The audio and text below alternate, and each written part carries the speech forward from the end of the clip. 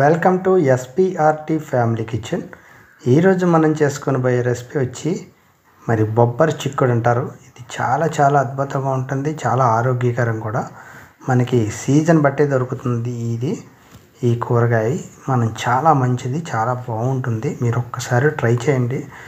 నేను చేసే పద్ధతితో మసాలా పెట్టి కొద్దిగా ఘాటు పెంచుకొని తింటే మరి అదిరిపోతుంది. అలాగే ఇది రైస్లోకే కాకుండా చపాతీలోకి, పుల్కాలోకి, ఇంకా పరోటాలోకి, దేంట్లోకైనా వేడి అన్నంలోకి అయితే మరీ సూపర్గా ఉంటుంది. మరి చూపించేస్తున్నాం చూడండి. ఎంత మృదువుగా, చూడటానికి ఎంత బాగుంటుందంటే, కాకపోతే దీంట్లో ఖచ్చితంగా మసాలా వేసుకుంటేనే దీని అదుర్సు టేస్ట్ కూడా. మరి దాన్ని ఎలా చేసుకుందామో చూపించేస్తాము.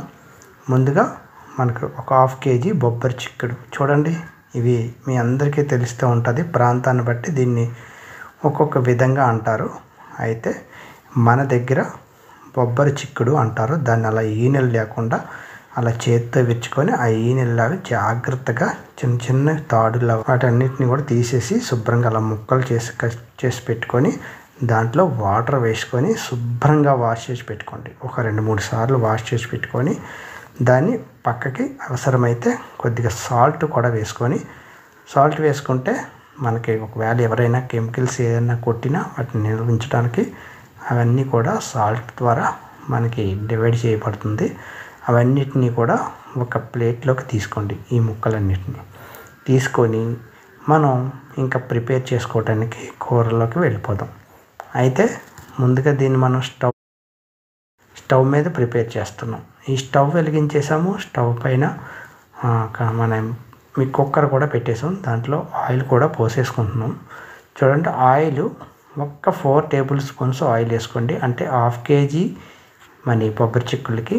అలాగే దాంట్లో ఒక పచ్చిమిరపకాయ, అలాగే 2-3 ఉల్లిపాయలు కట్ చేసుకొని మన కూరకు సరిపడిగా బాగా వేగనివ్వండి. అలాగే దాంట్లో కొద్దిగా పసుపు కూడా వేసేసి బాగా కలిపేయండి. అంటే కొంచెం తొందరగా ఈజీగా అర్థమయ్యేలా చేయడం కోసం మనం తొందరగా చెప్పేస్తాం, లేదంటే ఎక్కువ టైం తీసుకోకుండా. చూడండి, మసాలా కూడా వేసేసాం. ఈ మసాలా వేసేసి మసాలాని కూడా ఉల్లిపాయలతో, పచ్చిమిరపకాయలతో, పసుపుతో కలిపి బాగా వేగనివ్వండి. వేగిన తర్వాత మనం ముందుగా కట్ చేసుకొని బొబ్బరి చిక్కుళ్ళు అయితే ఉంటాయి చూడు, వాటన్నిటినీ కూడా ఈ ఆయిల్లో బాగా మగ్గించండి. ఈ మగ్గించే ప్రాసెస్ కనీసం అంటే ఒక 5 minutes నుంచి 6-7 minutes వరకు తీసుకొని సిమ్లో పెట్టుకొని బాగా మగ్గించండి. అంటే ఆయిల్ మసాలా అంతా కూడా ఆ కూరకు పట్టేలా చేసుకొని అలా మూత పెట్టుకుంటూ 2-3 సార్లు మనం కలుపుకుంటూ మధ్యలో అలా చేసుకొని మంచి అరోమా వస్తుందండి. అయితే ఇప్పుడు మనకి కారాన్ని రెడీ చేసుకొని, యాక్చువల్గా కూరకి మనం 4 టేబుల్ స్పూన్లు వేసుకుంటే సరిపోతుంది 1/2 kgకి. కానీ మనం 1 టేబుల్ స్పూన్ ఎక్కువ వేసుకుంటాం. ఎందుకు? మసాలా కూర కాబట్టి దీనికి ఆ ఘాటు కోసం మనం వేసేసాం. అలాగే చివరిగా కొద్దిగా ఉప్పు కూడా వేసేసాం. ఈ ఉప్పు కూడా మరి కారం కూడా వేసేసి బాగా కలిపేస్తే ముక్కలన్నిటికీ కూడా ఆయిల్తో పాటు ఈ ఉప్పు, కారం, మసాలా అంతా బాగా దట్టి మరి ఎలా ఉంటుందంటే ఫ్రైలా కనిపిస్తుంది. అయితే కొద్ది ప్రాంతాల్లో ఈ విధంగా కూడా మనం మగ్గించేసుకొని పక్కకి తీసుకొని స్టఫ్ కింద తింటే కూడా చాలా బాగుంటుంది. కాకపోతే మనకి గ్రేవీ కావాలి, కర్రీ కావాలంటే టమాటో ప్లస్ ఇంకా వాటర్ ఇలాంటివన్నీ యాడ్ చేసుకోవచ్చు. అయితే మనం టమాటా వేయకుండా వాటర్ని యాడ్ చేసేస్తాం. అంటే విజిల్స్ వేపిస్తాం కాబట్టి కొద్దిగా వాటర్ వేసుకోవాలి. ఒక 1/2 glass వాటర్ వేసుకొని ఒక్క 3 విజిల్స్ వచ్చేసేలాగా పెట్టేస్తే, మూత పెట్టి 3 విజిల్స్ తర్వాత ఓపెన్ చేసి చూసేసుకుంటే మనకి కూర గ్రేవీతో తయారైపోతుందండి. అంతేనండి, చాలా ఈజీ అండి ఇది. మరి కొత్తగా ట్రైనర్స్ ఎవరైనా కర్రీ చేయాలనుకున్న వాళ్ళు కూడా చాలా ఈజీగా చేయొచ్చు కుక్కర్ ఒకటి ఉంటే. మరి మన ఛానల్ని ఫాలో అయ్యేవాళ్ళు ఇలాంటి పద్ధతుల్లో చేసి ఒకసారి ట్రై చేయండి. ఎంత రుచిగా వస్తుందో మీరే అంటారు. నేను ఫస్ట్ టైం చేశాను, చాలా బాగా వచ్చింది. అలాగే మీరు కూడా చేసి చూడండి. 3 విజిల్స్ తర్వాత చూపిస్తున్నాము. అయినా కొద్దిగా వాటర్ ఉంది.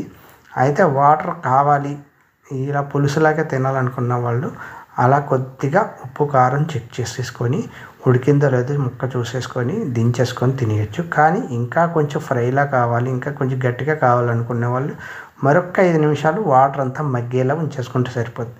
అయితే ఇప్పుడు ఉప్పు కారం కూడా ఇలాంటి టైంలోనే చెక్ చేసేసుకోవాలి.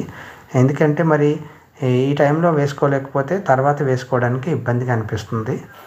నేనైతే కొద్దిగా వాటర్ ఉండగానే దించేసేసి కట్టేసి స్టవ్ ఆపేసాను. చివరిగా కొత్తిమీరని గార్నిష్ చేసేసాం. వేడివేడిగా ఉన్న కూరలో కొత్తిమీర వేసాం కాబట్టి స్టవ్ కట్టేసిన తర్వాత కూడా కొత్తిమీర అంతా కూడా మగ్గిపోయి మన కూరలో కలిసిపోతుంది. చాలా ఈజీగా కూడా మెల్ట్ అయిపోతుంది కొత్తిమీర అనేది.